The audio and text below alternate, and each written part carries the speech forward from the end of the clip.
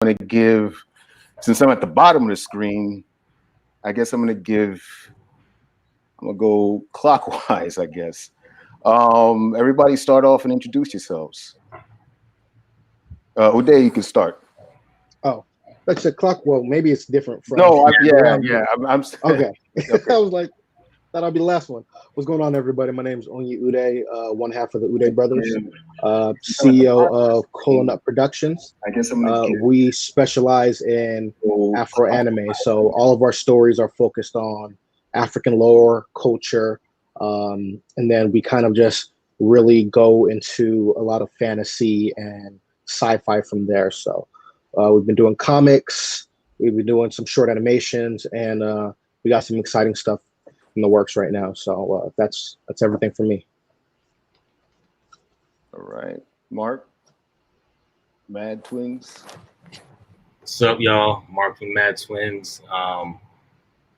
From Boston, but I live in LA right now.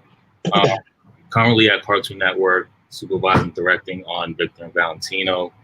The Mad Twiinz brand, we specialize in animation, toys, a little bit of clothing, just all the fly stuff to move culture forward. So, yeah, that's it. All right. Mike? Other half of the Mad Twiinz, as my brother said, animation, toy design, clothing, currently at Harvard University's Hip Hop Archive, where we document and push hip hop forward in the academic space. And just looking forward to having this conversation with a bunch of brilliant artists here on this panel. All right, Alicia. So my name is Allyssa A Lewis, and I am an animator. I won an Emmy in 2016 for the show Archer. Worked on over 75 episodes and promos for the show. And I also am a creative strategist and career advisor. So I work primarily with emerging artists who are looking to get into the industry and with small businesses who are looking to get their first project started. I've worked on shows like 30 Rock. Most recently, I've tried to pull the name up of it, Mike Rose, 6 Degrees. I just finished working on that show, and I work with Animation Domination, Apple, Comic-Con, Discovery Channel's content, Captain Planet's Planeteer Movement, Georgia Public Broadcasting. I'm also on the board of directors for ASIPA South, which is the largest animation society in the southeastern United States, and a judge for the Emmys. When I make my personal art, it's usually 2D animation, and I like to work with experimental mediums. I also have my own comic book series, Life is Molly, and I enjoy teaching in my spare time. Awesome. All right, my man Kimson. Hey everybody, I'm Kimson Albert, currently supervising animation director at Cartoon Network on Adventure Time Distant Lands. I'm LA based for the past 4 years, was on OKKO, Steven Universe, and Victor and Valentino, a couple of other shows in the Cartoon Network universe. I'm freelancing on some Fox shows lately, Bless the Hearts, a few other things. Just, happy to meet everybody. And I think this is, a very important subject to always be discussing. It's great to see so many brown faces in this space. But when I first started, wasn't always necessarily the case. So I appreciate that. So look forward to our conversation. All right, Mr. Saxton. Hey everybody, this is Saxton Moore Productions, professional, 2-time Emmy nominated animation director, writer and producer. Just most recently, I just finished a project called Bookmarks which is now airing on Netflix. Also animation director on Sugar and Toys, which is in season 2 right now on Fuse TV. And various projects, a lot of commercial music videos, currently working with Imagine Entertainment and Sesame Street as well. And I'm just happy to be here. And, like Kimson said, happy to be surrounded by a lot of Black faces in the industry. This is rare. All right. And likewise, man, it's crazy. All right, and last but not least, Mr. Obichukwu. Yeah, it's Obichukwu here, other half of the Udeh brothers, and part of Kona Productions, pushing basically African stories out, Afro anime, really just bringing that fantasy, sci-fi to the mainstream. So that's the main idea. All right, man. Y'all, this, like you said before, this is a very powerful panel. A lot of good people on here, a lot of powerhouses. I've seen all y'all work progress throughout the years. Even I think throughout social media was one thing that brought us all together. I remember those days of Flash, and then you had YouTube, and everybody started putting up their own little animation, and then everybody started following everybody, and it became like this really big thing. I guess the first thing I want to ask y'all is, what made you, what about animation especially, because we could have picked any medium that we wanted. It could have been comics, it could have been graphic novels, it could have been video games, but what was it about animation that made you want to say, this is the business I want to be in? Not only just be in it, but learn it, make the actual business practices behind it, get into everything about the industry. What made you want to do that? What was the thing that inspired you? And this is open to anybody. I kind of want to start a little bit. I feel like I think this is around the same time. To me, it's the same question as the whole Black nerd. I think people don't understand that anime is a pastime for the community for a long time. And from your American cartoons to the anime that was being brought into the States from via Toonami, and that has a huge inspiration. And I think just as brothers watching anime and seeing that content, but at the same time wondering how to bring yourself into it, because there's points where you see Dragon Ball Z or Goku and Frieza's being very racist, and you're like, I can feel that. And I was like, how come? I know what it means to, like, I think I understand what it means to go Super Saiyan, and like, how come I don't see that content or see that stuff out there?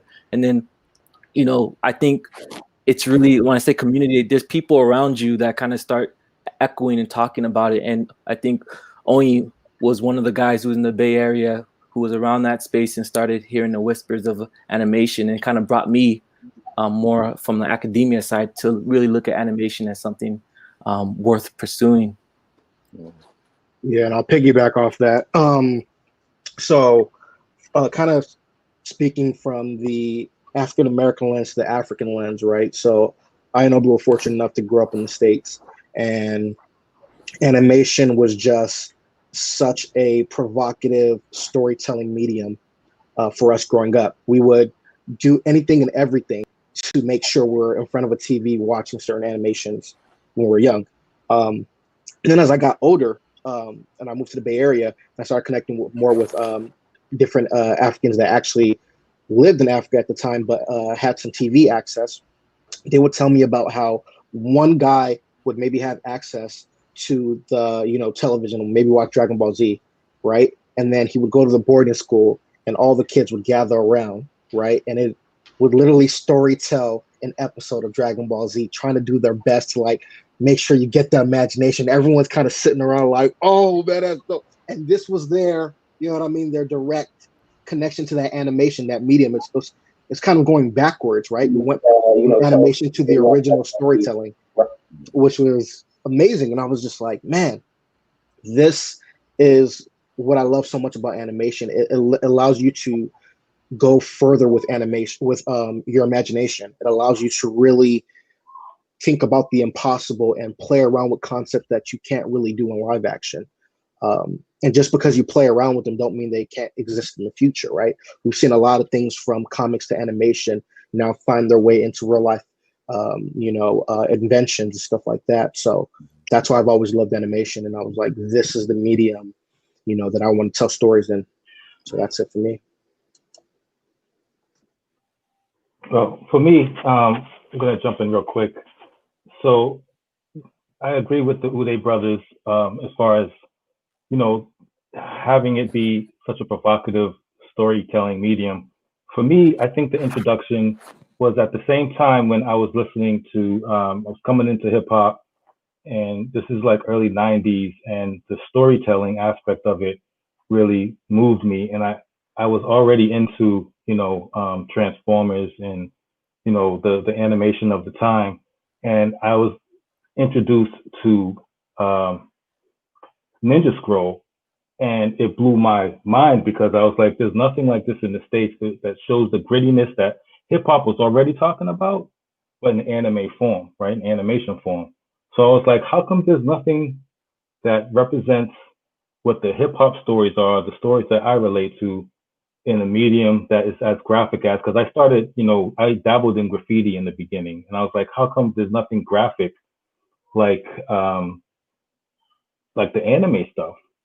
And that's what motivated myself, and I could probably speak for my brother as well. And combining those two forces to be like, we want to be the voice that speaks to hip hop, to the animation heads like us, because this is something that we feel that the storytelling vehicles, they complement each other.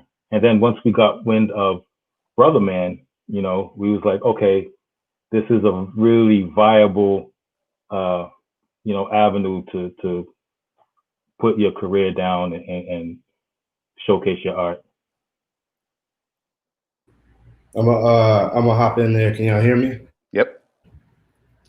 Yeah. Well, I started, like, I used to be that kid to come home after school, and back then cartoons would just come on, right after school. You had Thundercats, Transformers, G.I. Joe, all that. And, I never connected that it was an actual job. At that young age, it was just cartoons on the TV. You grab your cereal, you spend a few hours watching it. But it wasn't until I saw on The Wonderful World of Disney, Walt Disney came out. It's old. It was old stuff, but he came out and then he went backstage and showed all the people working on the cartoons. And I was like, wait a second, people get paid to make cartoons for a living? Because up until then, I was all into comic books, and I was submitting into Marvel. I would draw pictures and submit it, and I kept getting rejection letters. And I was I found out that it was a majority white dominated, industry. And I was like, well, I got to scratch that. I'm airbrushing jeans and shirts. And it was almost like a desperation at a young age where it's oh, I can make money airbrushing clothes and doing graffiti and all this other stuff. And then when animation became an outlet, I was like, wait a second, the game just got bigger. You know what I mean? I was like, well, how can I get at that? And I was in Atlanta at the time. And I was like, my first thing was, I'm going to educate myself. So back when they had the VHS tapes, I would record the cartoons, and I would frame by frame the shots, and I would draw each frame in my sketchbook to kind of figure out, I was in the lab, you know what I mean? And I was like, well, how does this animation thing work? And I would go to the library, check out books.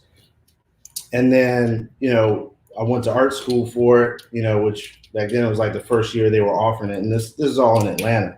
I didn't know about, all the animation and stuff going on in LA and New York. And when I went to art school, I was lucky enough that Cartoon Network was in the early stages before it even came out. There wasn't an outlet for, there wasn't a talent pool in Atlanta for animators. So I kind of lucked up at being at the right place at the right time. And, I came in and straight out of school, I got a gig over doing stuff to help brand Cartoon Network. And that's kind of how I got in the game.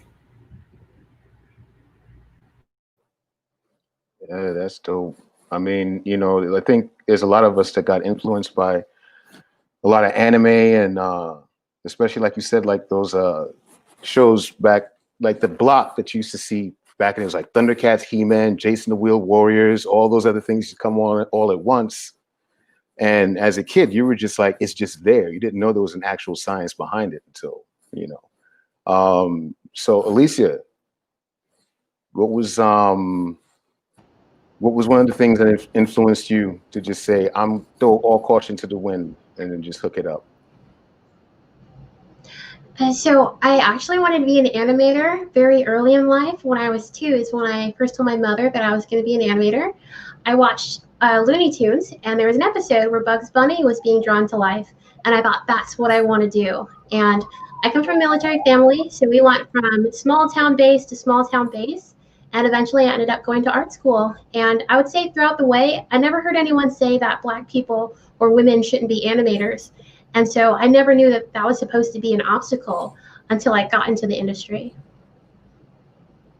Yeah, that's an actual, which I don't know if anybody else has something to say on their influences, which actually brings me to my next question. What were some of the things, like, it's a little bit different from the outside looking in and you hear a lot of stories, but what was one of the things when you first got your first animation gig? And it could be professional, and it could be your first actual, okay, I studied the science, I know what to do, I know what keyframe animation is, I know what Flash is, I know what Toon Boom is, whatever. And what was that obstacle that you went through, especially being a Black person in the industry? Like, I know it's different for a lot of us, but I think there's a lot of similarities, professionally and independently. So what were some of the things that you guys faced? I think for me, it started when I was in actually art school, because I think art school in general, I went to film school, so I went to NYU Film School, and there was an animation concentration, so it wasn't even like a full department yet. That's how long ago this was. But I think once I realized, when I got into film school, I realized that it wasn't, there were definitely Black film students, but they were more in live action. When it came to animation, it was very few and far between. It's very specific. And I realized then that just overall, the experience of being at that school kind of made me understand that this is not necessarily kind of an open space, a destination for young Black people, for whatever reason, And then when I started working in studios, so my first job was at Beavis and Butthead.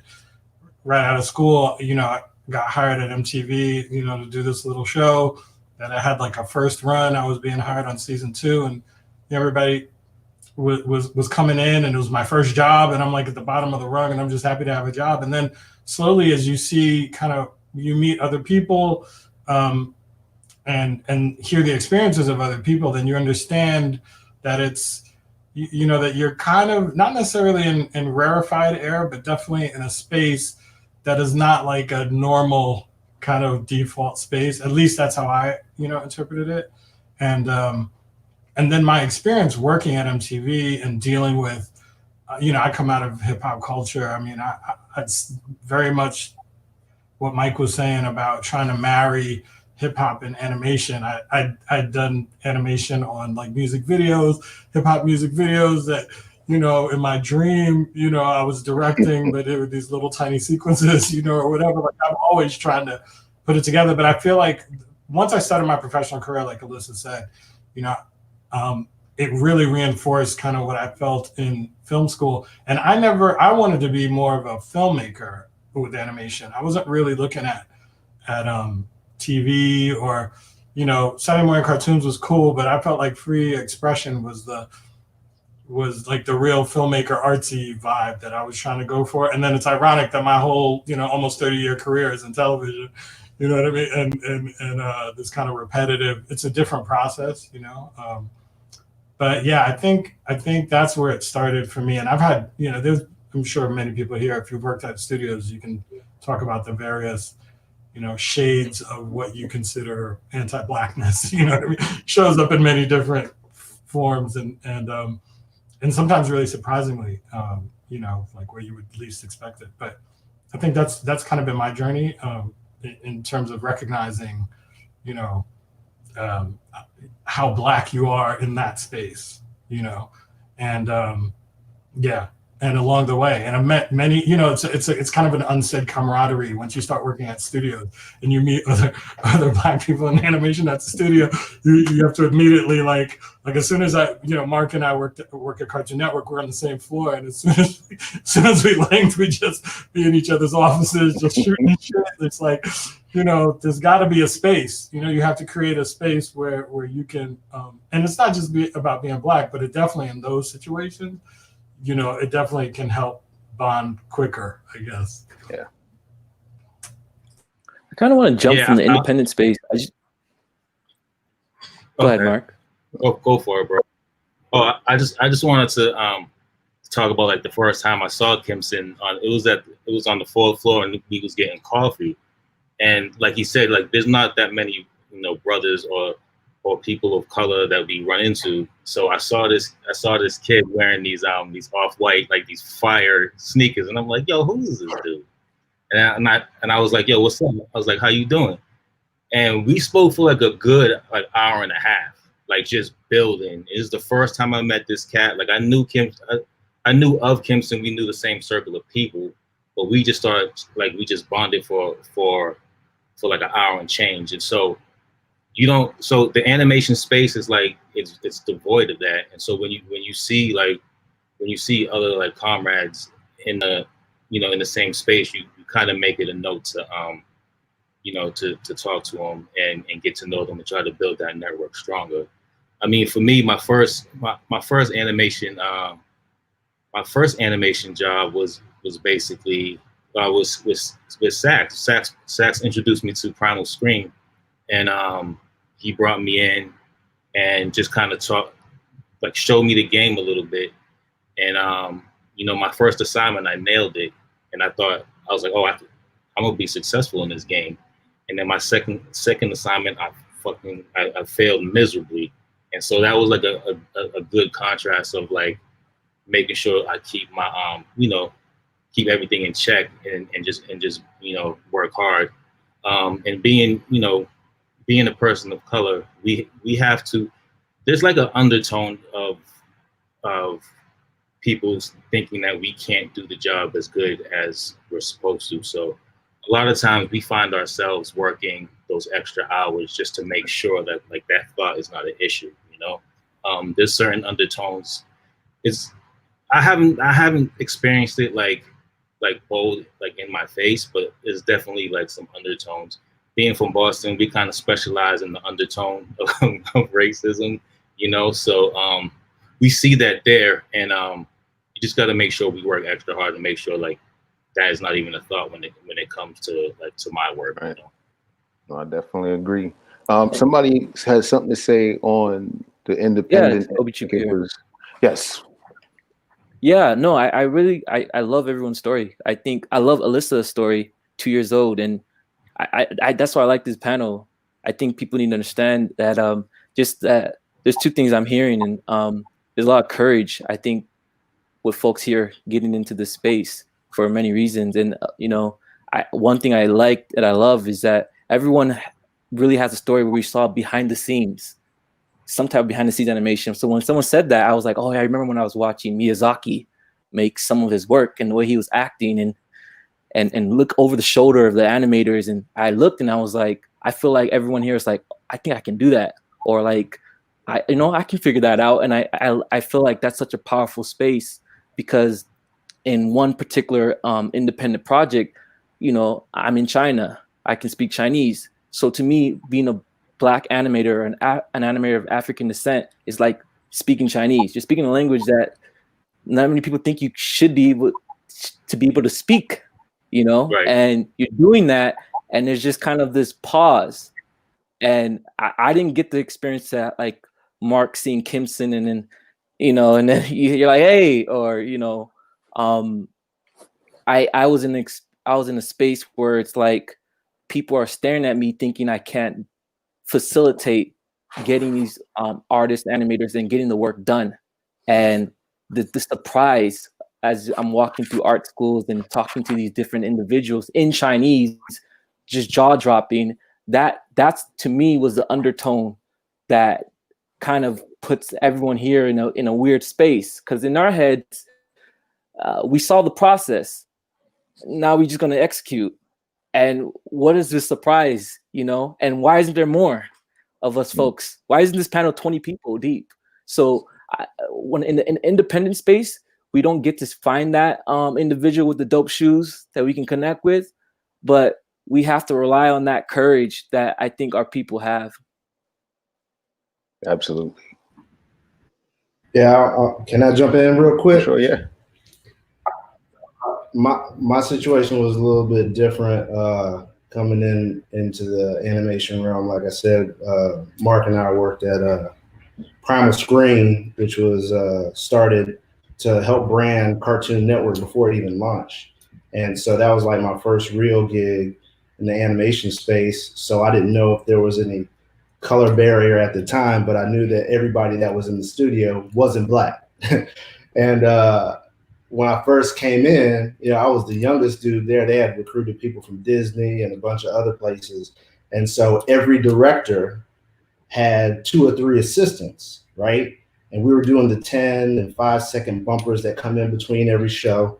And, you know, I came in and we had to do those bumpers like a 5 to 10 second piece of animation. Mind you, we were doing this on paper. So I came in the animation game flipping paper and doing all those cells and whatnot. So I learned the traditional route, but I didn't have 3 assistants, right? And so I knew there was a division because they still wanted me to turn my projects in the same time as everybody else did with 2 or 3 assistants. So out of desperation, I'd be there like first thing in the morning, late at night, you know what I mean? And then right back at it in the morning, still trying. I had no choice but to get faster and better. I had to work twice as hard. And so when I had the opportunity, I was like, yeah, well, Sax, you can have an assistant, you know, if you could find one, because like I said, it was in Atlanta and there was no market full of like animators in Atlanta. So first thing I did was I was looking to like old schoolmates and looking for brothers that could just draw their ass off, you know? I didn't care if they knew how to animate because I'll show them how to do it. You know what I'm saying? And that's when I met Mark and Mike and a couple other brothers. So like I knew in the space I was at, wasn't no brothers in there. And I was like, I'm not going to be walking around here feeling uncomfortable. Let me hire some more brothers so that, you know, we can at least get this thing going. And like, you know, Mark said, he tried and he succeeded and failed, but that's how animation works, right? You're not just going to, you know, right out the gate, do like some dope work. You know, you're gonna have to try to animate effects. You have to try to animate characters. You have to master time. It's like science, you know what I mean? And so like, since the beginning of my career, I've always sought out other people of color to bring into the fold. You know, if they can draw their ass off and they were hungry and they had determination and the desire to learn something new, I would always give them the opportunity. I still do that to this day. But, you know, once I was in the industry, you know, working with Cartoon Network and Nickelodeon and stuff like that, when I did come out to LA, I did see that I was always looking for a Black face above the cubicles, you know what I mean? And then sometimes I would see a Black face and they was cool, right? But then other times I would see them and they were like, there was like some secret underground organization where you have to make sure to be quiet. Let's go talk back here. And I was like, what the hell is going on? You know what I'm saying? And the prime example, there was like Black Women Animate event, right? A couple years back, Mark, you know, we ran into each other there, but it was like all the Black people, well, the majority of Black people in the animation industry showed up to this event. And then, you know, it was like Bruce Smith and a couple other great animation directors I hadn't seen in years, right? And they literally work up the street, sometimes in the same building together, and they spoke to each other and said, man, I ain't seen you in years. And I was like, don't y'all just like work up the street? Y'all work in the same building. Y'all ain't seen each other for years. So I knew then there was a division within the industry.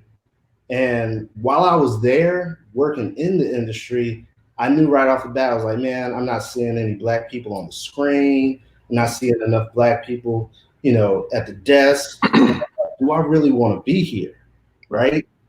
And I was like, this is crazy. Like the way it works in the industry is you have to work your way up, right?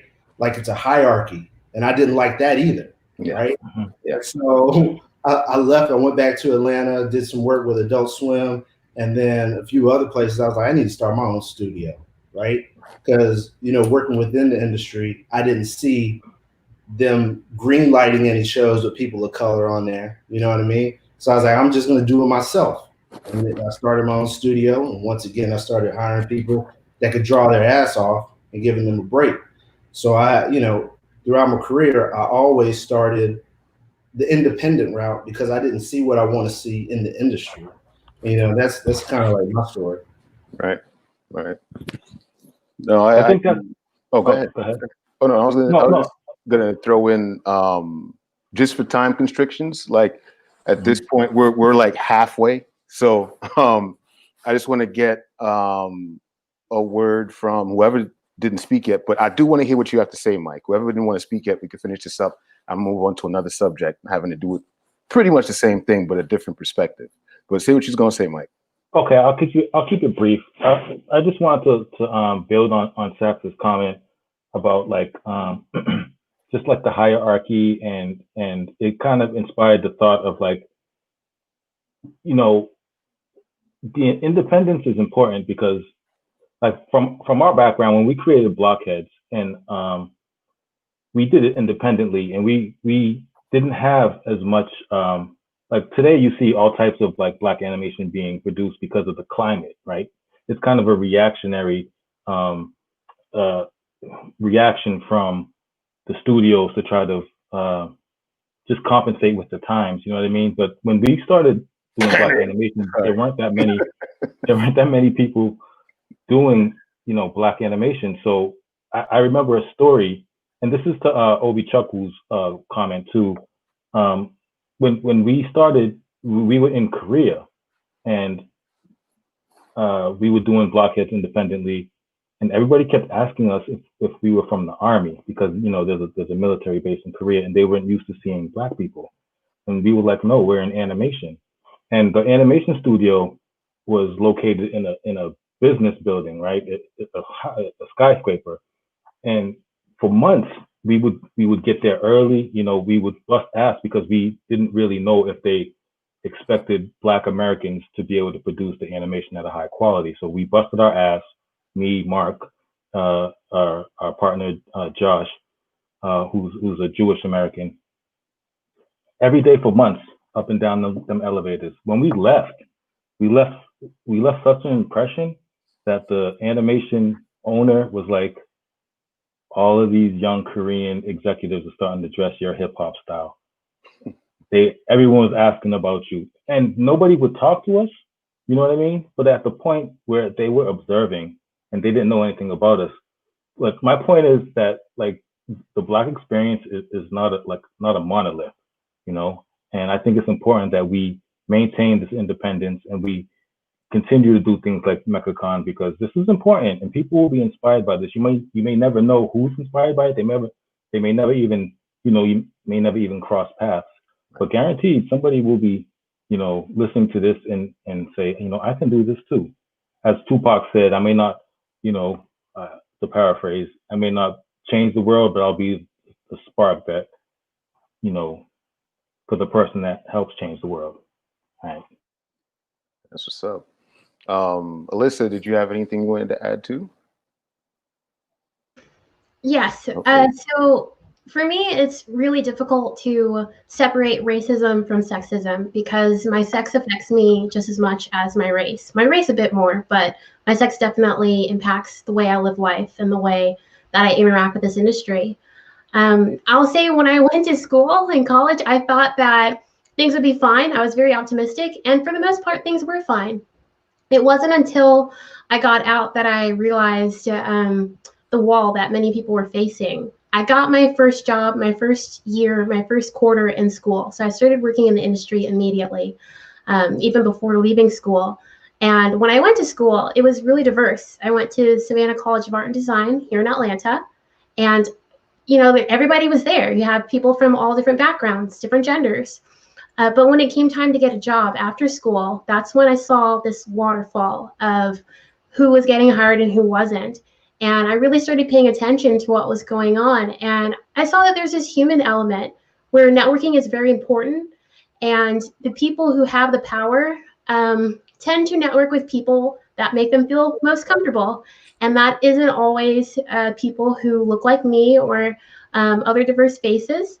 And then also, likewise, people who are of diverse backgrounds aren't always as ready to jump up and sell themselves to people who they're not as comfortable around. So there's this kind of disconnect. People with the opportunities not meeting people who, you know, desperately could use the job right out of school and are very talented. For me, it was a little interesting because I've always felt comfortable in minority spaces. I've always been an extreme minority in the spaces that I've been in. So networking was a little bit easier, but I noticed people who weren't used to that definitely struggled because you do have to get comfortable with working harder, with, having to smile more than everyone else, having to be cheerier than everyone else, having to dress better and speak more eloquently and have more skills and other things going on for you than others around you. And if you're not comfortable with having to do more for less, or even just to break even, then it'll definitely be a struggle. When I was first in, I would say, an adult cartoon studio, what hit me in the face was the blatant sexism.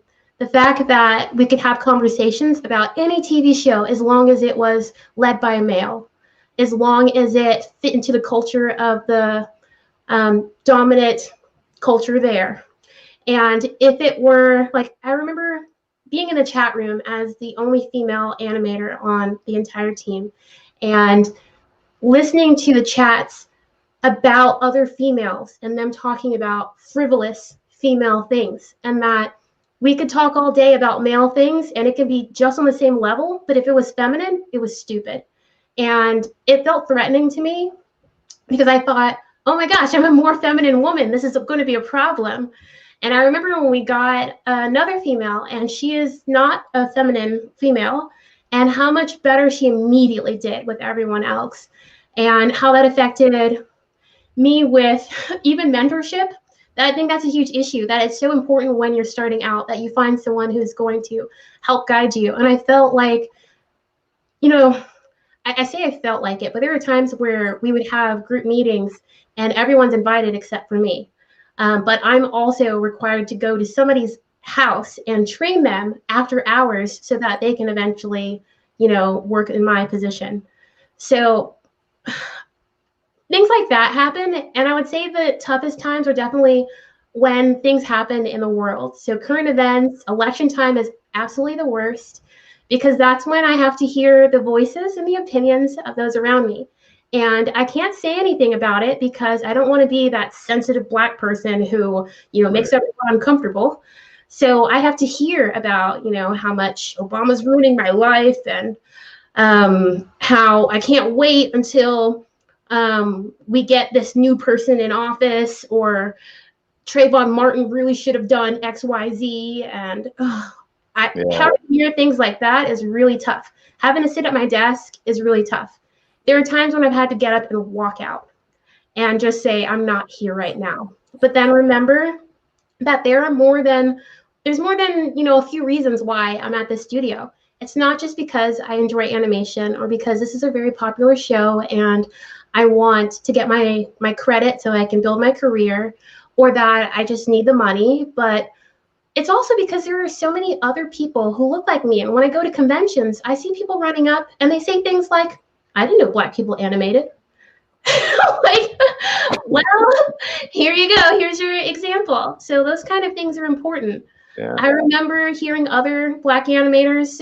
One in particular told me a story about when she was making a character for another show and was asked to make the character's skin lighter because they were distractingly Black and didn't look like they belonged. So I already knew that we were working on products where we had tropes of Black people. The show I was working on, if there were two Black people on the show, trust me, they didn't get along. Two Black people can never get along. They can only talk to white people. And the only people that trust the Black people are white people. And it's a mess, because the same things that we have for sexism when it comes to, is it following the gold standard for having a female character involved? Does the female only talk to males? Do they only talk to females about males? That whole list that there is out there. Actually, I'm sorry, I didn't mean to cut you off, because I'm going to let you continue, which is going to actually bring me to my next question, because you're going on to a whole other thing, which is actually the next thing that I was going to ask, which was basically like the whole diversity issue. And we're all, creators of color here, well, especially Black creators of color. Everything you just said, and I want you to finish that thought, is the whole diversity issues. It's a buzzword that everybody uses, especially to sell stuff with the day and age that we're going in, with everything that's happening in 2020 right now. Do you feel that it's enough? Because you were just talking about how a lot of the characters, like two characters in a story, and they can't be friends. They have to be friends with this, or there's all these little differences. Is it because you think there should be diversity in the actual writer's room, the executive room, or just representation on screen?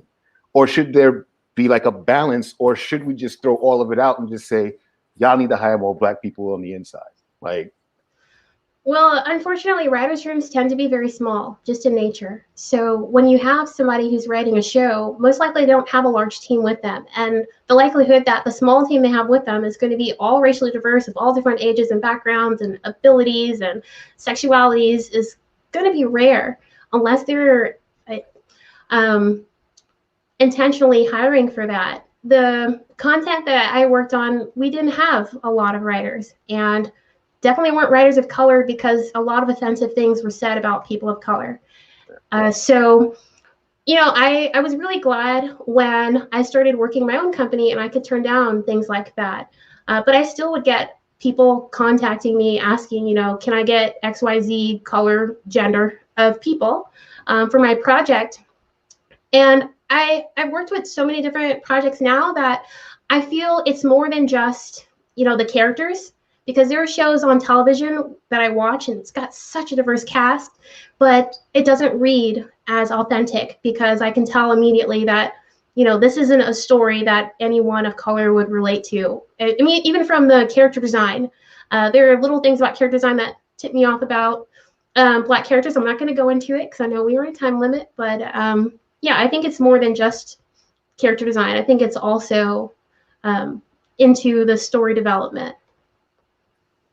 I just want to piggyback on that. 100% agree with everything you're saying, Alyssa. Obichukwu and I, when we're writing and we're putting these stories together, one thing that we had to make a decision about early is to make sure none of our female characters, especially Black female characters, fall under the umbrella of what we call the Sakura effect, which is this character that has no development, who's pretty much just there and only exists for the interaction between the male characters. Like, you have this kid, if we're going to do a female character, she has to have her own agency. She has to decide how she moves through the story instead of an event making her move through the story, right?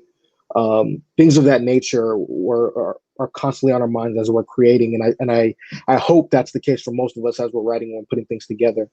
Even when we're creating stories, we try to balance it. We try to do, 60-40 at this point, because there's so many male-driven stories out there. We want to see more women-driven stories, right? One of our stories that's doing pretty well right now, and that's the most I can say about it, it's just doing pretty well, is led by a Black little girl. And it's brilliant. She has her own agency. She's excited. She's very into her own work, and the supporting cast kind of help her with her development, but it's very much about her, right? And it's great because we get to draw from our experience with our sisters, our relatives and things of this nature. And then on top of it, I'm already working with two of my good friends who are Black women, and they're like, she has to have this, she has to have that. And when it comes time, they're like, I want to write this episode, or I want to do this. And I think when it comes to diversity, there's an important elephant in the room that we don't quite discuss, but we kind of just try to do on our own, which is being owners, right? Being owners of our IP and being owners of our own studios. There are enough of us who know what to do in certain positions that if we come together, we can make sure our narrative, our stories are told in the ways we would like them to be told. Right. Obichukwu knows this about me. I worked for Apple, I worked for BuzzFeed, I worked for Disney.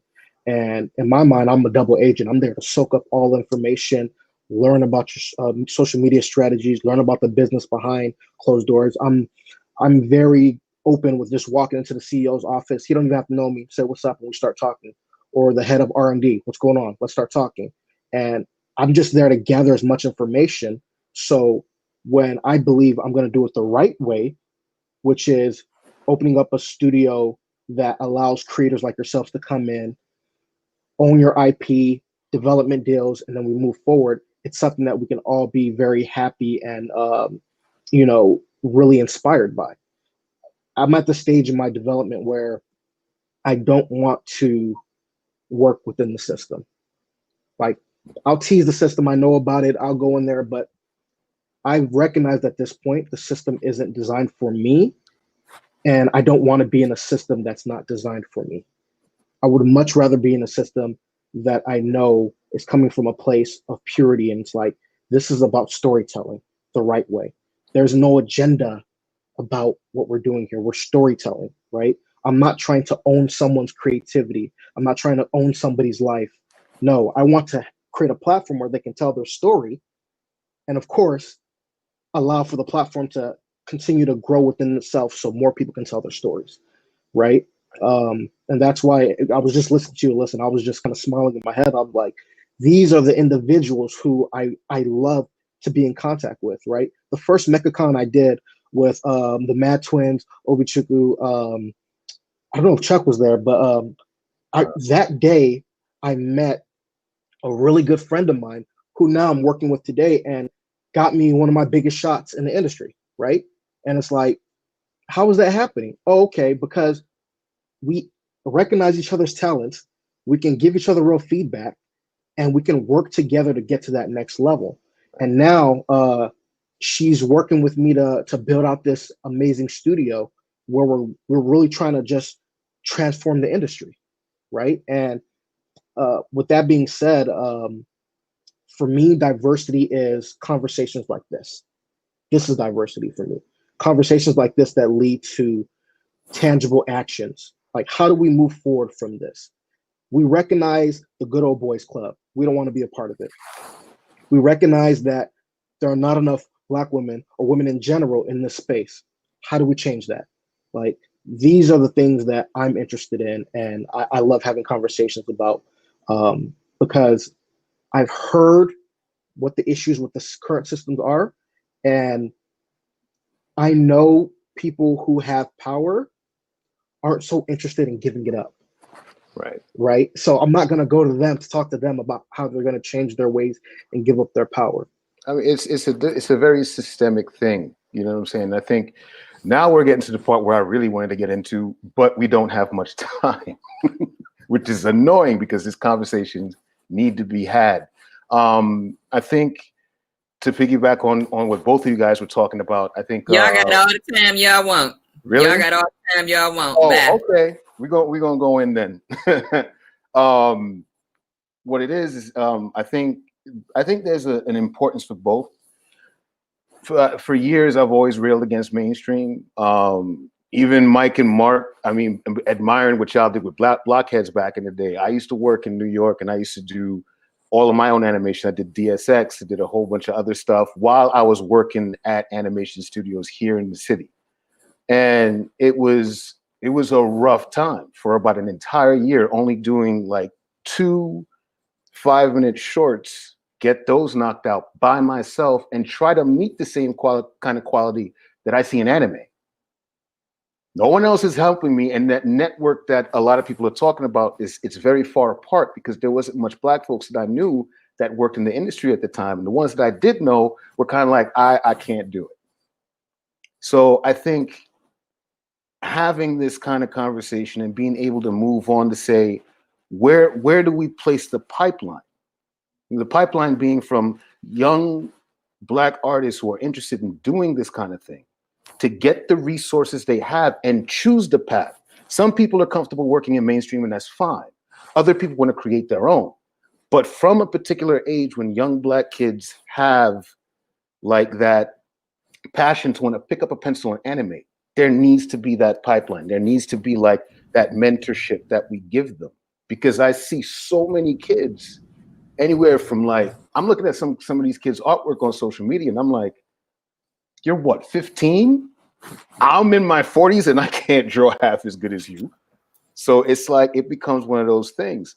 So I think the next part that I want to ask everybody, where I'm leading to with this, and this is going to be the last question before we're done with this, is what, with everything that's going on right now, especially with the social media, crowdfunding, and we see it all the time where a lot of people pitch to get certain kind of TV shows out there. And it's something that you said, Oni, about like the club ain't made for us and what we're trying to do. So you know that there's certain content that's going to go out there, certain content that people are going to want to see, or what they want people to see, because you know you have to fit a certain kind of audience or whatever. Like, do we spend our time trying to appease the mainstream, or do we make a point to just create our own and go independently to the point? Because we didn't have crowdfunding back when I was doing stuff. There was no crowdfunding, but I'm sorry. Go ahead, Kimson. Yeah. I just wanted to jump in because this has been something that I think all of us have dealt with in our careers, which is that, even though you recognize that the institution isn't a place that is necessarily welcoming, both with story, both with gender and with race, why do you still work there? And then, do I do it independent? Do I do it this way? So there's so many questions you could ask yourself. And that's what I really admire about everybody, even on this panel, and everybody who does this for a living, is that you have to create a courage. You have to find a courage in yourself to answer those questions. And they're very individual questions, and they're very kind of unique to each of those situations.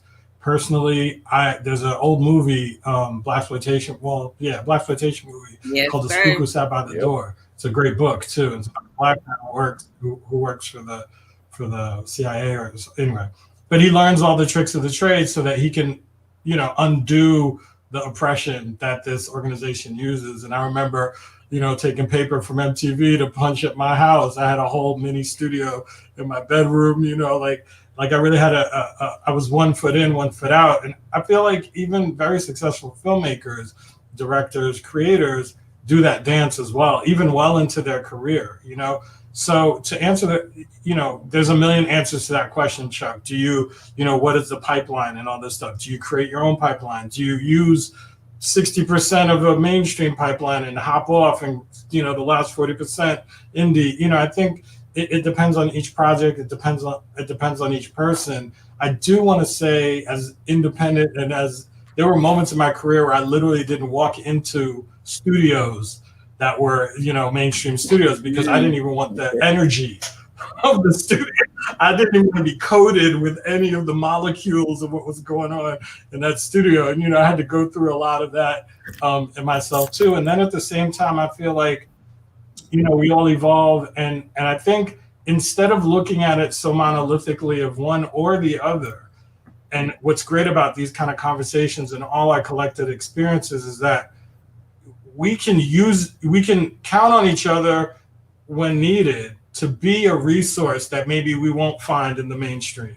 But then also we might need that mainstream resource at one point, right? So to me, what I always felt was like there was this whole other layer of parallel existence, which is like Black creators in general, which is like, oh yeah, we're in there and we're also over here and we're also over here. And then meanwhile, everybody's like, you can't come over here and, and this and that. But meanwhile, we're just everywhere. And it doesn't matter. You say, no, we're already there. You know what I mean? Like we're already inside, people who are so caught up in being like, you can't come in. It's like, if they really, there's a lot more people than you think. Obviously we have a long way to go, but I like the idea of a multi-pronged kind of attack, if you will, a multi-pronged approach, which I feel can really help. Takes a lot more energy, and kudos to all the Sax was in and out, Oni in and out. Like the same with me. I've been independent. There were years where I was just kind of on my own, and I feel like it's something that's, I don't know if there's one answer to that question. I guess I feel like all of our collective efforts can really create something that is so multidimensional that people are like, oh, how did they make that? Which is, if you look at some of the pattern of independent Black filmmakers who just take it by storm, Spike Lee is a great example. Out of nowhere, he's just like, the whole industry's upside down with his stuff. Like, where'd this guy come from? And I feel like we're constantly doing that, in our own way, and we can do that even more. So I just wanted to chime in on that. I agree 100%. And I'm just quick 15 seconds. I agree 100%.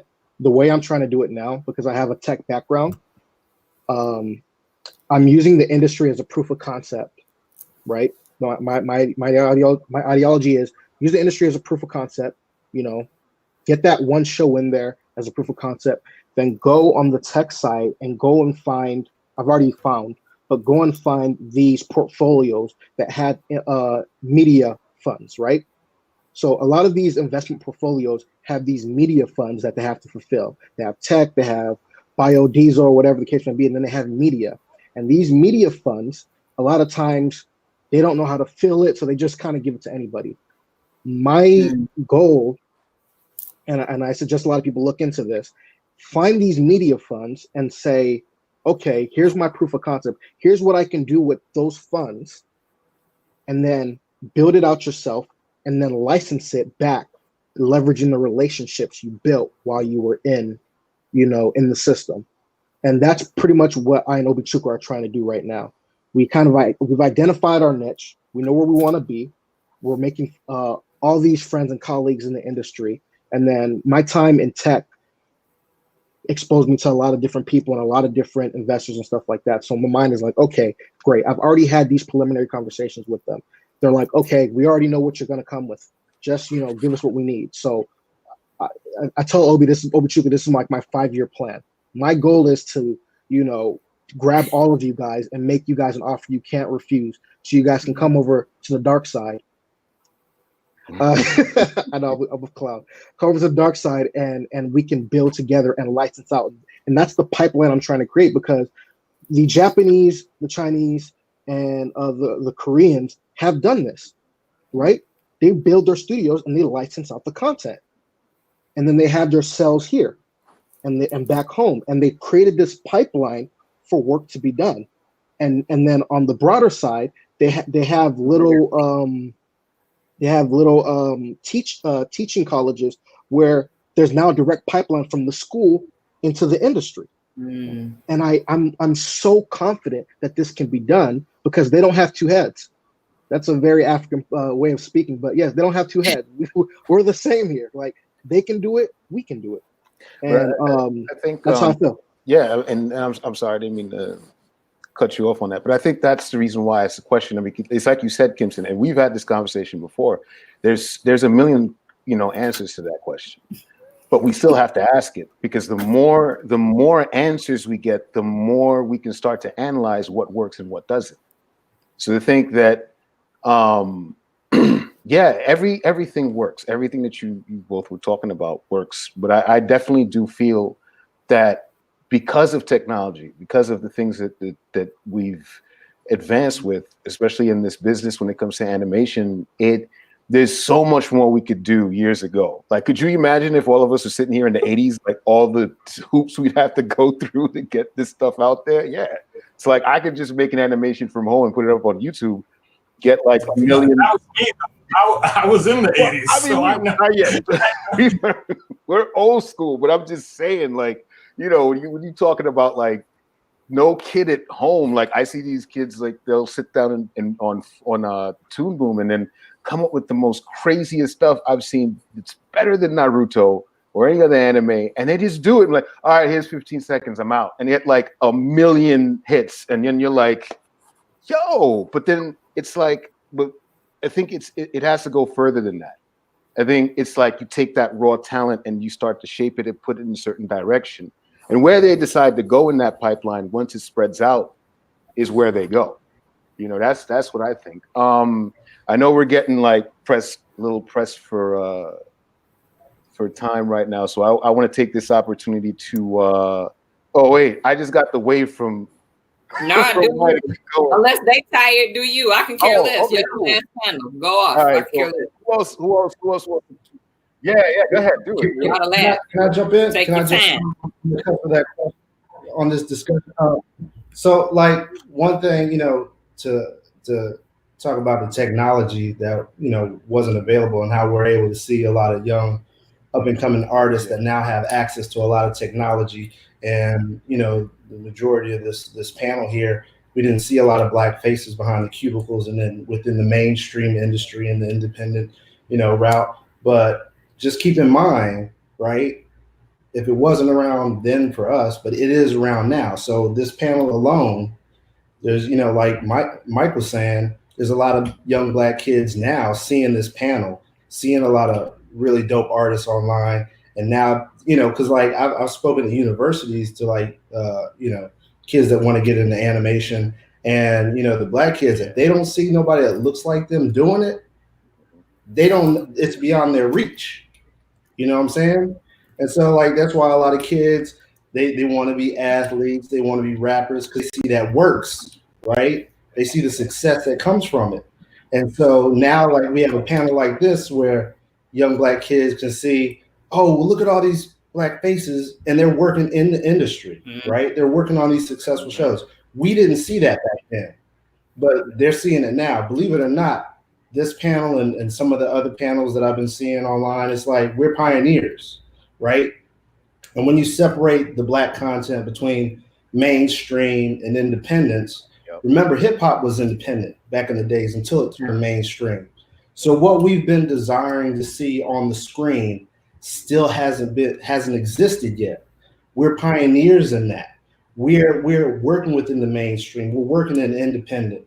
And you know, over time, the more and more black faces you see within this realm that we've chosen, is getting closer and closer to what we want to see. I mean, when people say, "Hey, can you name any black animated series?" We still name the same top 5, right? Because there's so few of it out.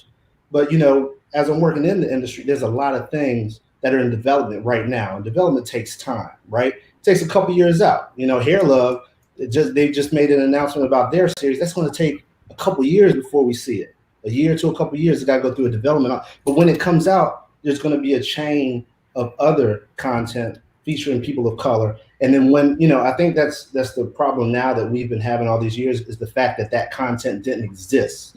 And when black content is on the air, then there's more chairs that need to be filled, more animators, more directors, more storyboard artists of color. And that's what's been holding everyone back up to this point, is that content didn't exist.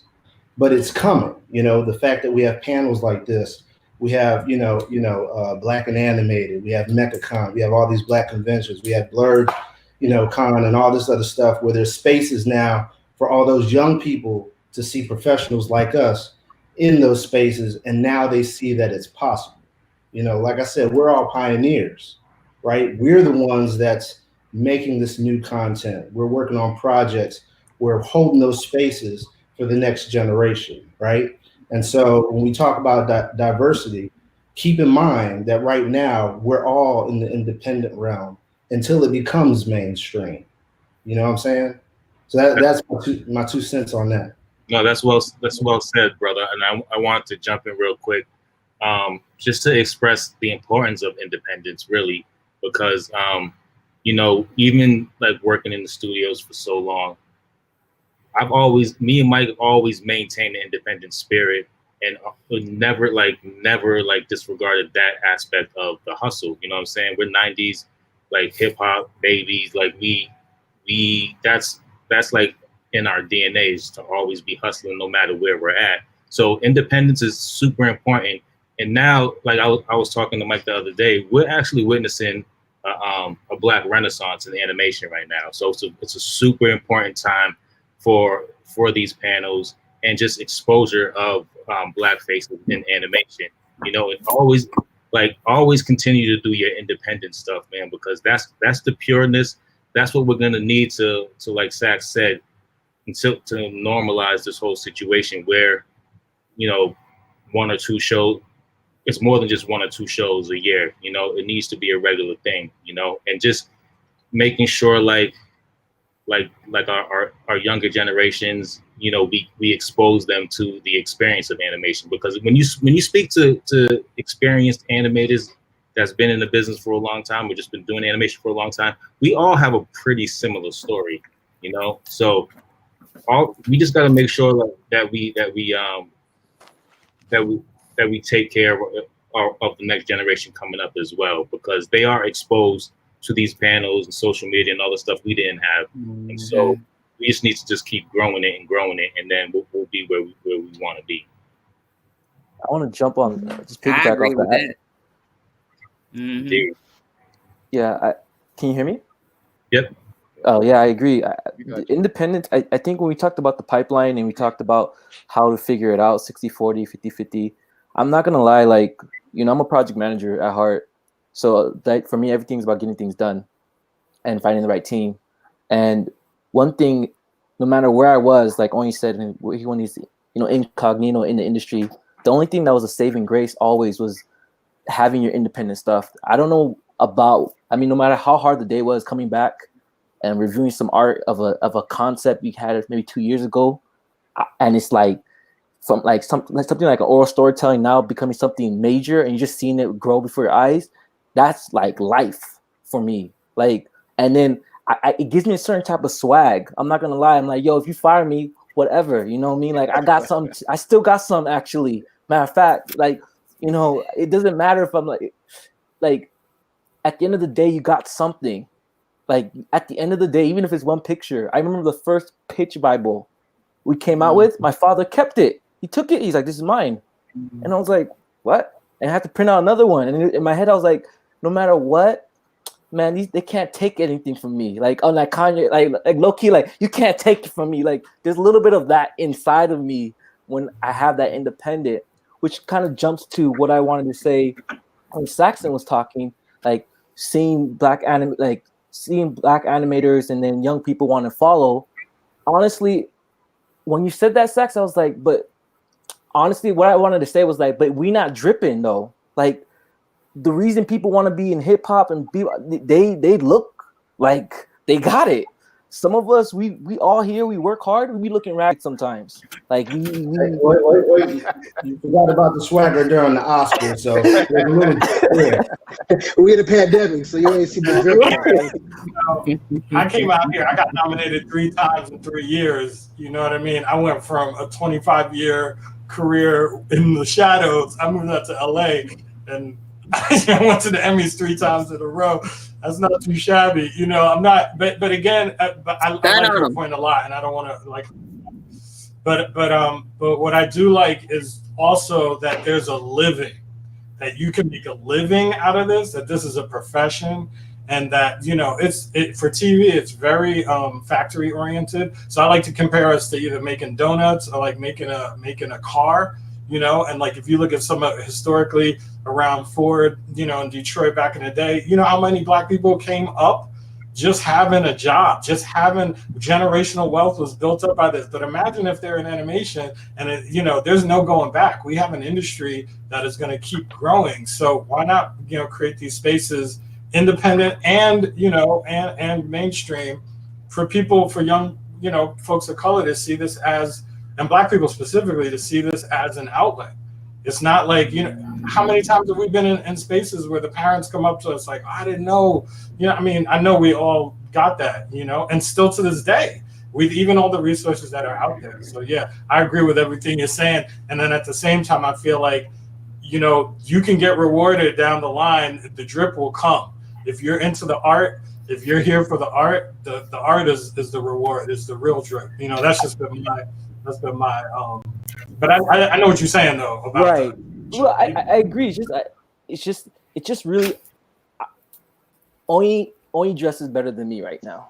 I mean, in general, he's fly. But I'm gonna tell you something why this is important. We're doing the same thing. We're on the same social media platform. But everyone's like, yo, man, Oni, what he's doing with these stories, man. And I'm talking to someone. I'm like I'm doing the same thing too. But I'm not doing in the back, kind of like, you know, kind of scruffy, like just do. But Oni's like he's coming out with it, and like to me, like when Kendrick was like, there's a point where he said people are he connected what he said, his rap, to selling like slanging. He was basically saying, I didn't need to sell drugs, I just make art, and look how big I got, and that art is so addicting, and like he's like, and that there's this poise and elegance and this drip when you see that. And so all the young folks see that and they're like, okay, I can make that. I if I do that, I can make it. And what I am saying is that it is important for a lot of these folks. I love to be in the presence of Saxton, Kimson, the Mad Twins, like Chuck. Like I feel it's great because I'm a nerd. But the folks, like if folks that are in the business and they're like dripping hard, the question is like, how did you get there? And then I said, they said I did animation, they'd be like, wait, you didn't shoot a hoop? You didn't rap? You just go down the line and like, no, I did it off stories. And that changes the game. And you need that drip. I really believe it because folks are visual. And so I think having individuals be dripping because they animated, it'll change the whole game. Y'all need to start dripping. That's what he's saying. Y'all need to start dripping. No. Okay. When I was at BuzzFeed, and I know what you're talking about. When I was at BuzzFeed, my profile was private and stuff like that. And my colleagues were like, yo, what are you doing? What do you mean? I'm just doing my thing. No. That's not how you do it. It's about position, and you got to sell the brand. And I'm like, sell the brand? Like, I'm whatever. Like, I just do my thing. They're like, no, people need to see what you do. So for that year that I was there, I started posting more. They taught me how to, position pictures, this and that. And my likes just skyrocketed. I'm like, what? And the people were sending me DMs like, y'all want to be like you when I grow up. I'm like, you're older than me, first of all, so that don't make sense. But but like, what do you mean you want to be like me when you like? I don't understand it. And then when Obichukwu told me, pulled me to the side, he was like, you're showcasing a lifestyle, right? And most people don't showcase that lifestyle. So now that you've showcased it and people are seeing how comfortable and how you enjoy yourself and what gets you up in the morning about your career, they're interested and they want to know more. And I think as Black people in animation, it's time we start showing the drip a little more. Mm-hmm. We get behind these closed doors and we don't really show what we're doing. We just know that we're working. Right? Like, Alyssa, I would kill to be a bug on your shoulder. Like, you worked on shows that I was like, yo, are you serious? But if you go to your social media, you don't really show that a little bit. It's kind of, you play it close to the chest. But you have this amazing knowledge that if people got to see it, it changed the game. You have more people being like, yo, I would be like her when I grow up. It's a balancing act because although I do agree wholeheartedly that there needs to be a level of professionalism in animation that there just isn't. Right now, we're dressed, we're acting, we're treating our bodies like we're programmers and, like basement programmers at that.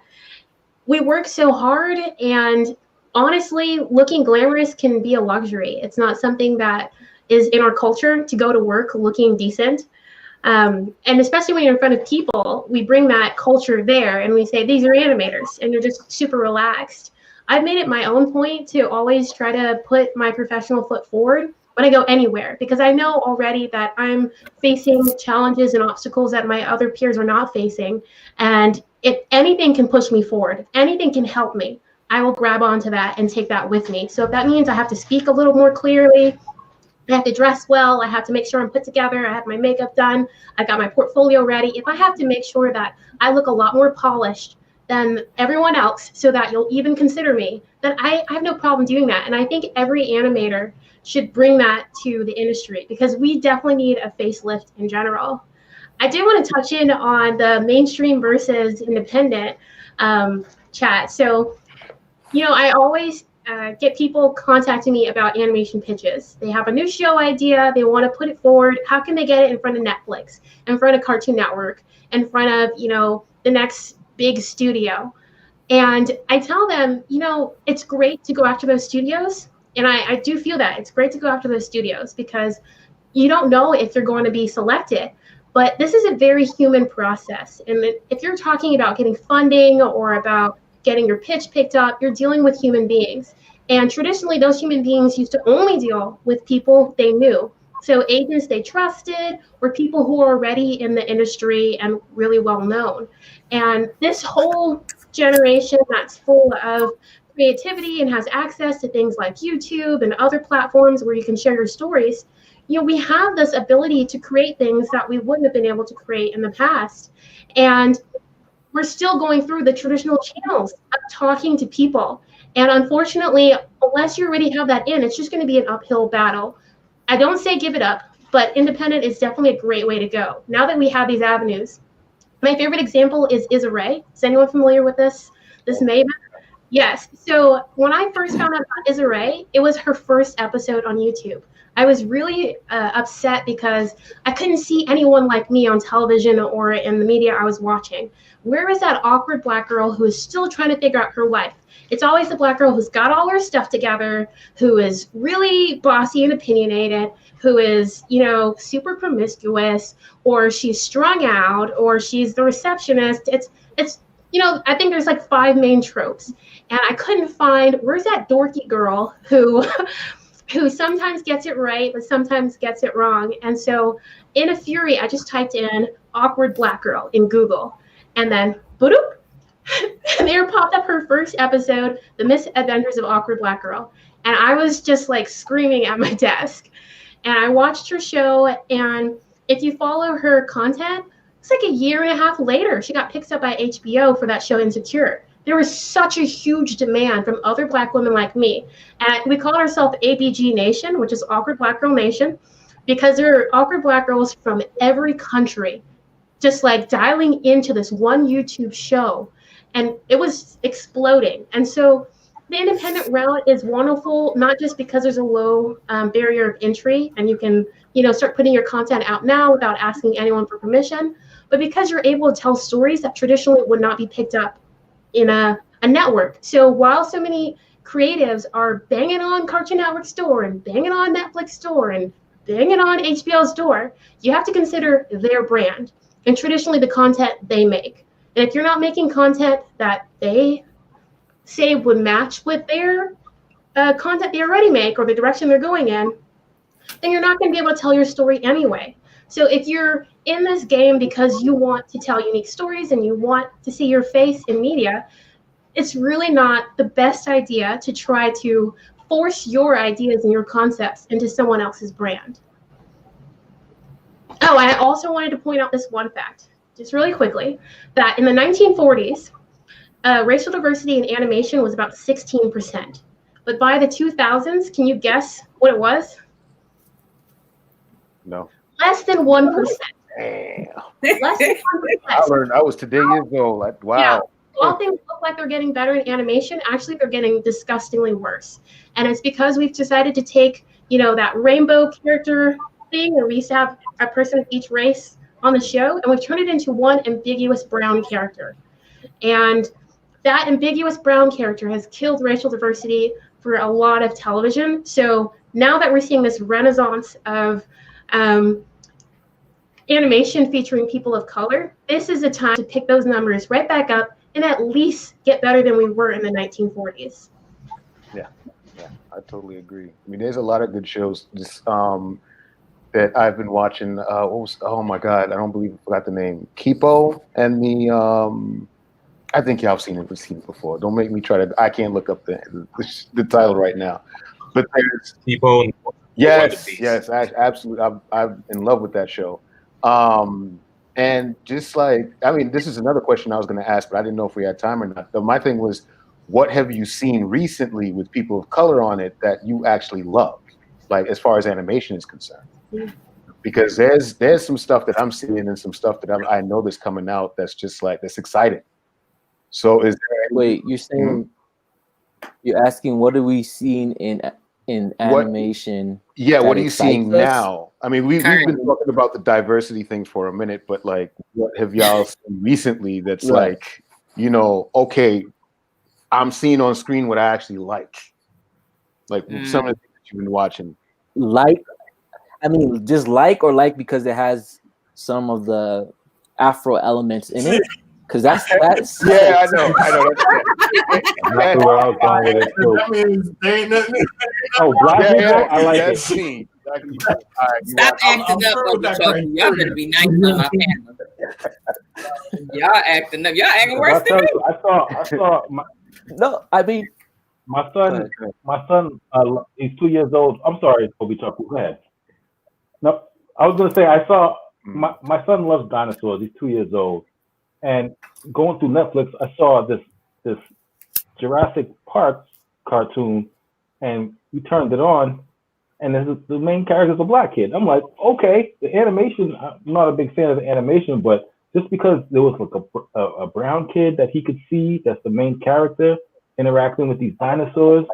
I'm like, this is something I've never seen before, even though it's not the flyest thing, and I wouldn't, particularly watch it when I was, a young adult. But like, it's just the fact that it's there that it has the impression, because we struggle, to find kids entertainment that has brown people. There's like 2 shows, like literally on YouTube. There's one called Akili and Me, which is done in Africa, right?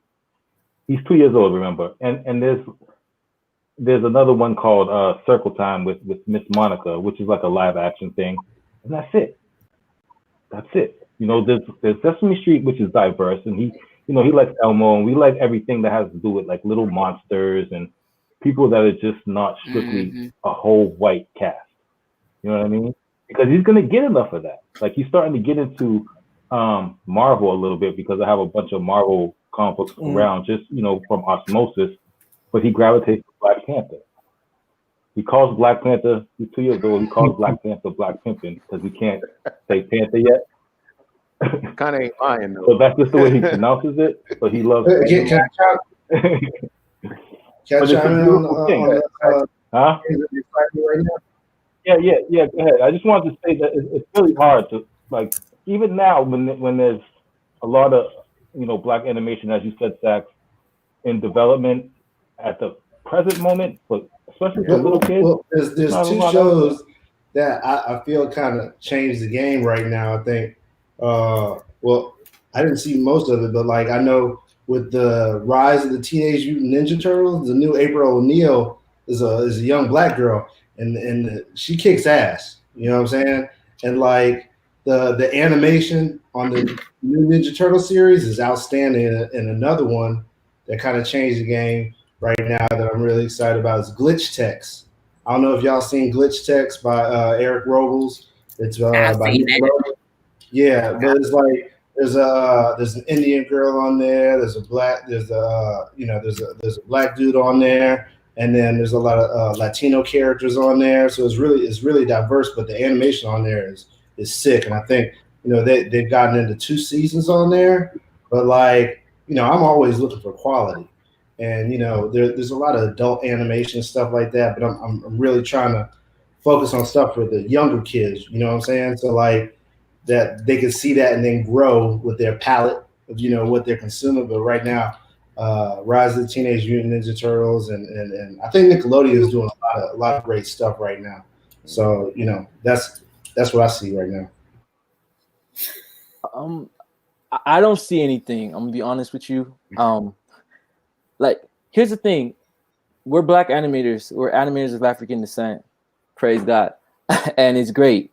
And sometimes I feel like we don't have a guild where we can be like, yo, honestly, these are the top things that we think is popping, and then all the other folks who are following us can be like, oh yeah, you know what? Let me pay attention to that. Saxon's looking at quality. Obichukwu's looking at story.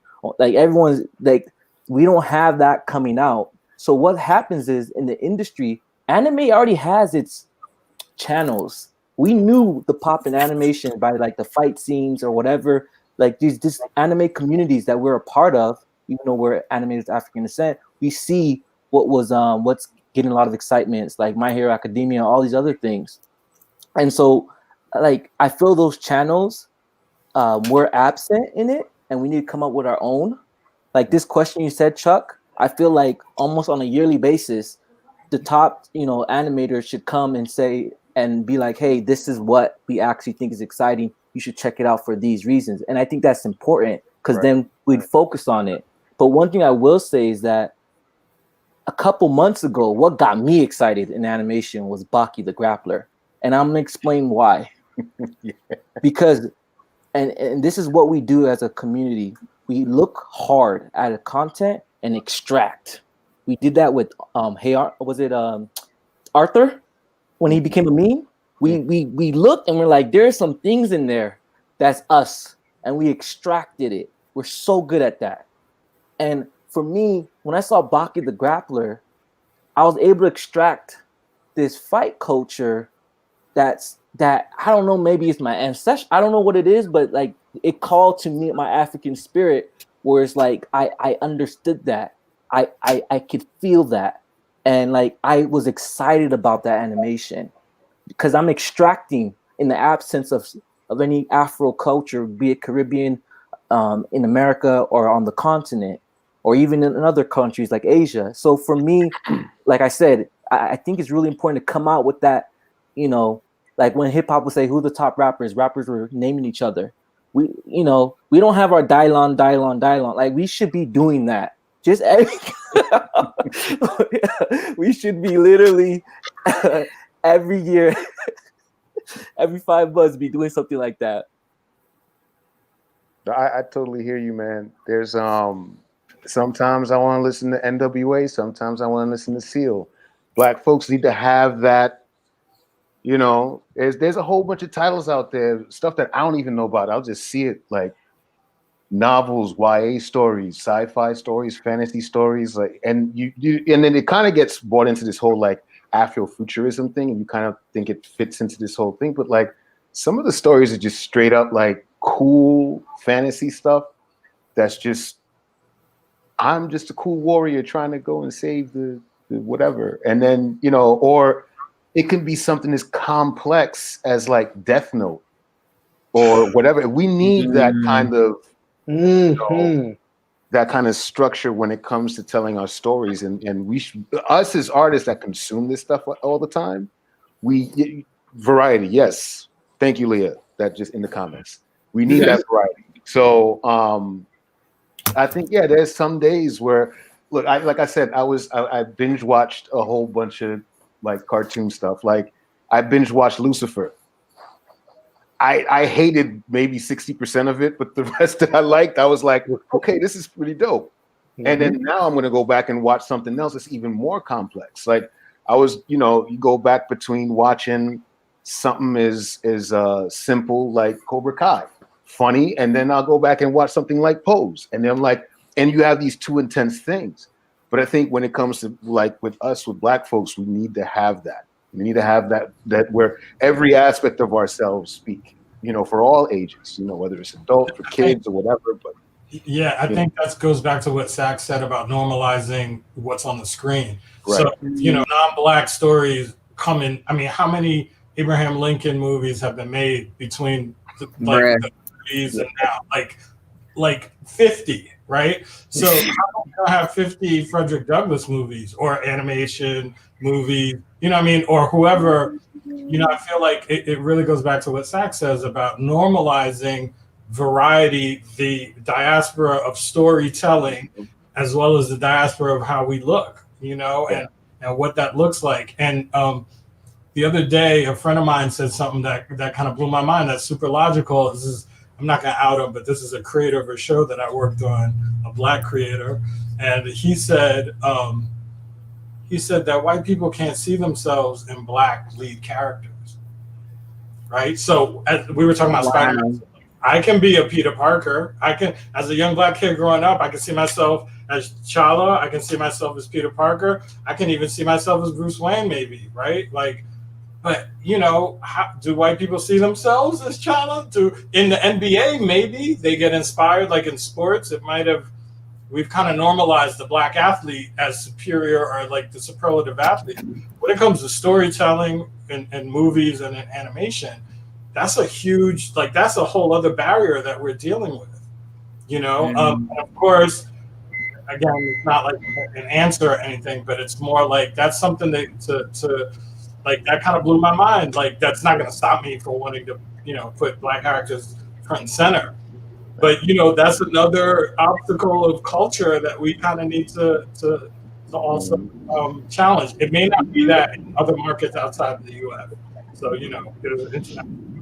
Yeah, I truly believe that once there's enough Black animated content out there, variety of ranges from preschool to adult animation. Once there's enough out there, I truly believe that we can have our own genre of, just like anime. I truly see anime as, them showcasing their culture, from martial arts to slice of life, life, you got a multitude of ranges within the realm of anime. But once there's a lot of content out there. They spent like many decades of getting a lot of that content out there, and we're just now as pioneers of this soon to be genre. Once enough of the content is out there, you can collectively put it all together, because right now there's a lack of it. But once there's more of it, it's pretty much us honing into African American culture, hip hop culture, African culture, and telling those multiple ranges of stories till we have enough content to create its own genre. You know what I'm saying? I agree. Right. Kimson, really quickly, something about what your friend said just, I'm not gonna lie, kind of pisses me off, because it's like, what do I know about Beverly Hills Hillbillies? Like, that shit don't make no. I don't see myself in that motherfucker. Like, what I'm saying? There's so much shit out there. I don't think white people saw themselves in Beverly Hills. There's like, yes, they did. But here's the thing: like, there's a bunch of things that I've had to sit down and watch and dissect the pieces that are like, germane to my life, right, and relevant to me. And it didn't dissuade me from watching it, but it was there. So, like, I think being on our authentic selves and telling our story, like Alyssa said, the awkward Black girls are out there. Tell the story. You know what I mean? The hip hop heads who do graffiti. No. You know what I'm saying? Here's the audience. The audience is there. All I'm saying is that as storytellers, right? Our assumption as Black storytellers to see ourselves in stuff, and also to not see ourselves because we don't have the representation. All I'm saying is that it switched me up in terms of just being more conscious about it. No way is it to dissuade anybody to tell their story. Yeah. No, I hear you. It was more like, be more informed, be ahead of the game, so that when you roll out your story, you know what I mean? That's a really great point. That's a really great point, Kimson. And I understand where you're coming from. I think you have to really look into like the conditioning of people when it comes to media, right? Because they are not used to seeing Black people in lead roles. They're used to seeing themselves, right? So there's a conditioning that happens subliminally, that when they see something that is foreign to them, there's an othering that happens in their mind, like, whoa, wait a minute, I'm not used to this. But this is what goes to Sax's point, where the more that we produce things that are not, because in a lot of white people's minds, Black people are a monolith, right? There's this one monolithic, stereotypical Black character, or as Alyssa alluded to, there's like 5 tropes where women of color are like, either fast or have super attitude, whatever, right? But I think we are in a position to start to break down this conditioning, and it's going to be a battle. It's an uphill battle, and I'm sorry for everybody on this panel, because we picked the hardest battle that we could. We're Black, we're in animation, you know what I mean? The drip needs to happen, you know what I mean? But I think also to the drip point, I'm glad I remembered that point, because everybody, like, it goes to the monolithic point, like, maybe there's other kids that might not want the drip, right? They just want to feel seen, right? Especially a lot of artists. They just want to be able to express themselves freely. They don't want to have to deal with the society pressures of having to fit in, or they just want to have their independent space where they can feel safe and that they can express themselves. I myself, I like to, be fly or whatever, and I represent the drip if I got to. I've seen the shoe collection. You know what I'm saying? And I'm sorry if I mispronounced your name a couple of times. I see Obi Chukwu in the. Is that how you say it? Perfect. Got it. Okay, it won't happen again. But yeah, I just think that there's a lot of work to do, and I think this is a great start. And these conversations, I'm telling you, are going to be inspirational, and we got to shout crown out for putting this together, because it can't be easy, and there needs to be more of this, and I just hope that it grows stronger. And I saw something in the comments, and I just really want to tell someone, the person that wrote it. I saw what you wrote, and I agree. Lovecraft County or country. That country. That's not animation, but I'm watching that, and I'm like, that's going to be taught in classes as Afrofuturism. There's gonna be Y'all a collab. y'all see the comic book covers they making for each damn episode though, because the shit is trill. I'm sorry, I interrupted. Yeah. I'm just saying. No, it's amazing. You're right. Trill as fuck. And this type of content excites me because for me, I see something like this, and I can see how it can go between animation and live action, right? Stories that can go between mediums, like. That story is so entertaining and educational, and it busts through tropes. Like the first episode where the female black character, where the main black male character, he's about to do the tropey thing, and then the writer like literally breaks it and goes, "No, we're gonna have the black woman do it." Oh, she ran track. Oh, she gonna save the day. Go. And it's like I love seeing shit like that. Break the trope. Give us something new. Give us something a little historic. Twist fantasy as we know it, you know what I mean, and just tell a really great story. And at the core, that's how I feel when it comes to our stories, right? There are literary themes that we can fit our stories into, right? That make it easier for other cultures to kind of follow along and understand, but then still very much be us, right? There are so many stories like Spike Lee, what he did, the Five Bloods, right? That was a story I've been waiting to hear about. Tell me about Black soldiers and their experiences abroad. Like, yes, I want to know about that. Tell me about that, right? And stories like this, when we get our shot at animation to tell the story that we want to, it is my sincere hope that we get to tell our stories like this. Ways we can be creative, ways we can be educational, like Saxton said. We use our medium as ways to do historical fiction, right? We tell a little bit about the culture, but then we wrap it in fantasy or sci-fi or whatever the case may be. Like things like that excite me. So animation-wise, nothing yet, but like Saxton says, I know these things are in the pipeline because I have these behind closed door conversations. I know who has development deals, and I know whose things are like getting ready to take off. You know, and I always tweet this and people don't know what I'm talking about. I keep saying like the future of animation is about to be black as fuck. Like prepare yourself. It is about to be crunchy black, like as black can be. And I'm excited for it. You know what I mean? So that's all I got to say.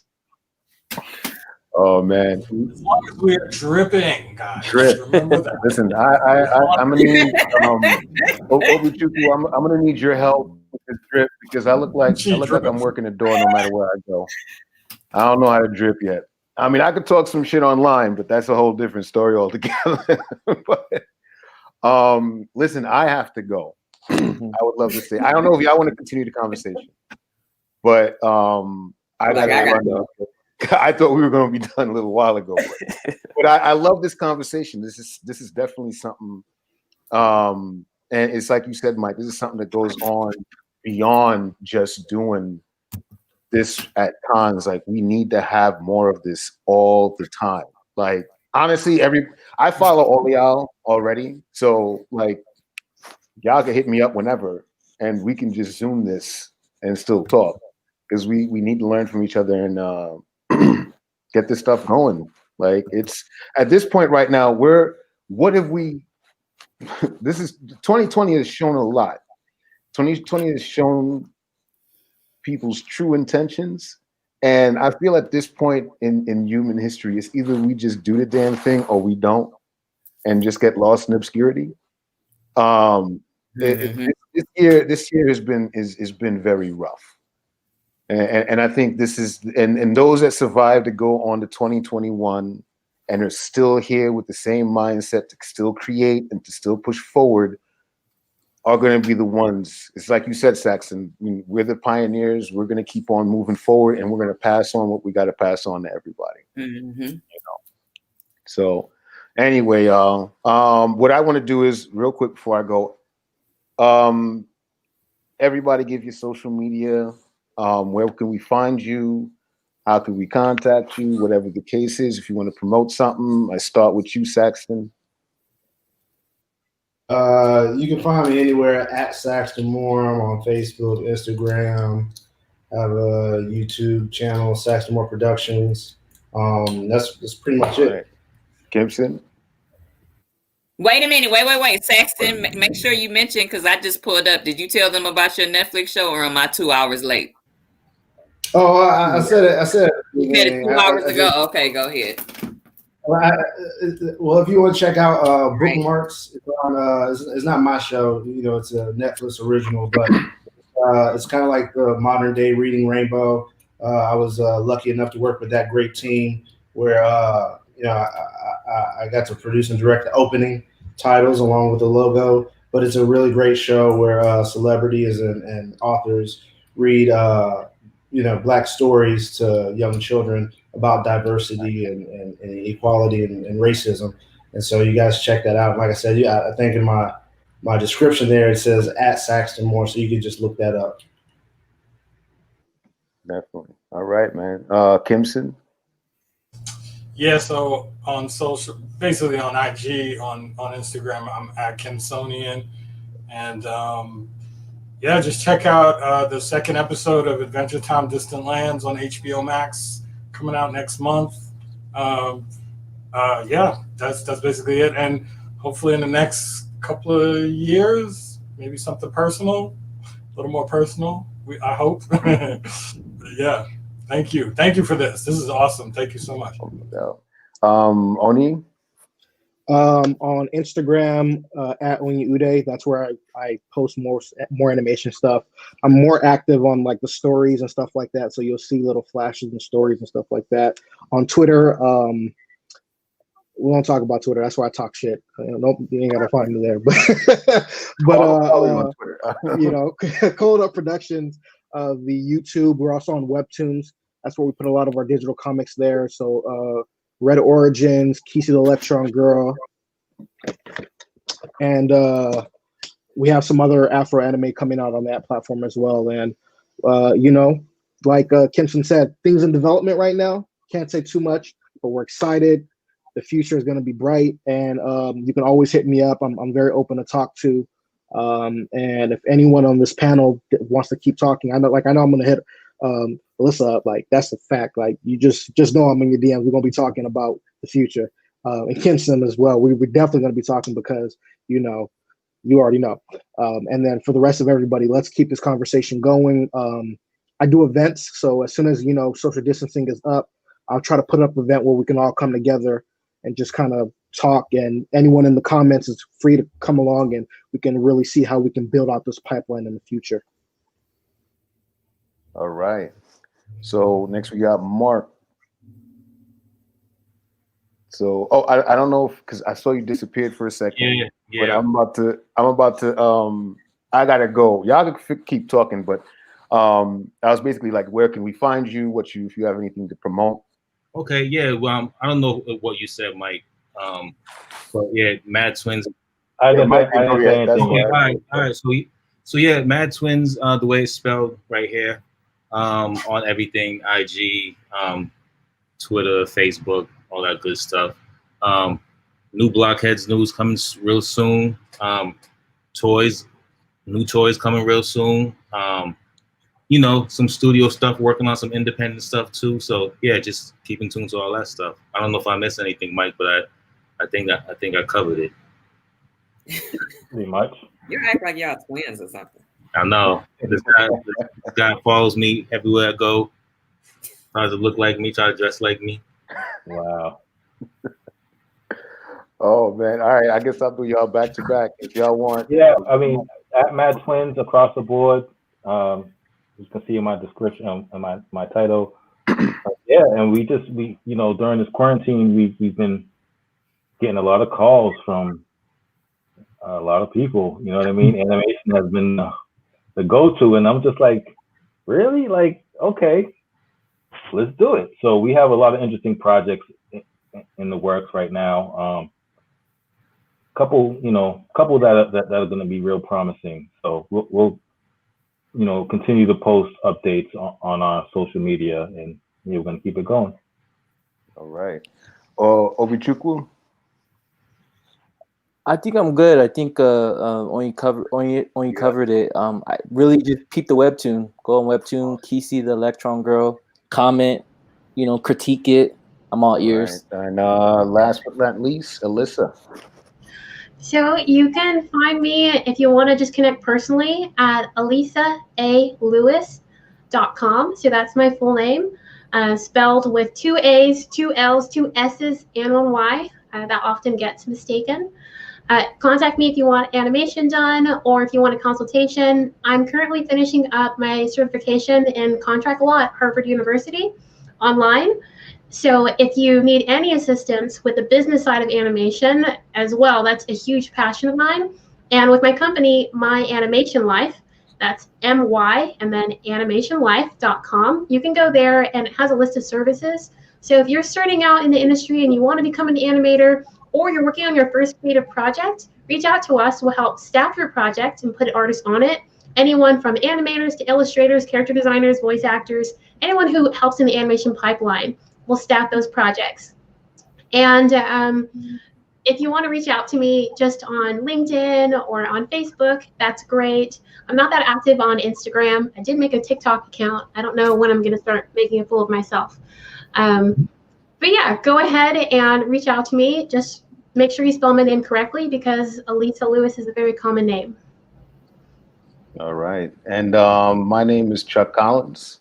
As you all know, make a webcomic called Bounce about my time working as a bouncer in New York City. And y'all have probably read it already and heard all the craziness that I talk about in there. But you can find me at bounce_comic on both Instagram and Twitter. And you can go and read all the Bounce comics you want at bouncethecomic.com. I want to give a special shout out to Crown for hosting this event. And making this whole entire con and giving us the platform to talk all our craziness. And yeah, that's basically, and a shout out to all of y'all too. Y'all just all kinds of awesome and amazing. I mean, I learned a lot just talking to y'all for like, I think this is almost going towards 2 hours now.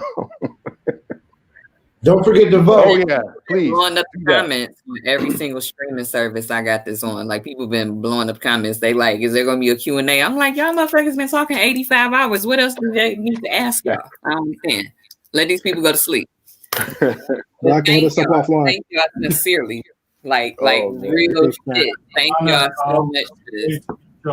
Y'all are amazing. You guys have a good one. All right, y'all. Y'all take care. Yeah, have a wonderful evening. All right.